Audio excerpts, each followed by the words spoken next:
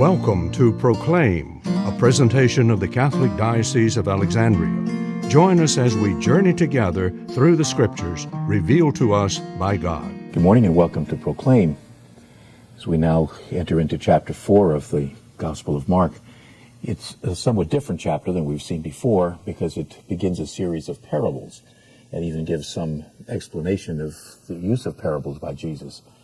But because parables are not normally something that we use in our own everyday lives, it probably would be worth taking a few moments to examine what a parable really is and how it worked at the time of Jesus. First of all, parables were normally taken from some abstract or individual episode of everyday life, something that people would have been familiar with. They also normally only have one major point. They may be a very elaborate story, may have a great deal of detail, but in its original form, the parable usually did not pay attention to those details, even though we'll see an explanation of a parable in this chapter of the Gospel. They also oftentimes were surprise endings, much like the Hitchcock endings to movies or television programs of a number of years ago.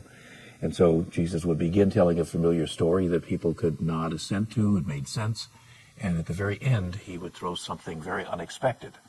And he usually doesn't tell what the parable means. It's left very open-ended. It's left for the listener to be able to in some way take the extra effort to be able to search through the story and try to find out, why did he tell it?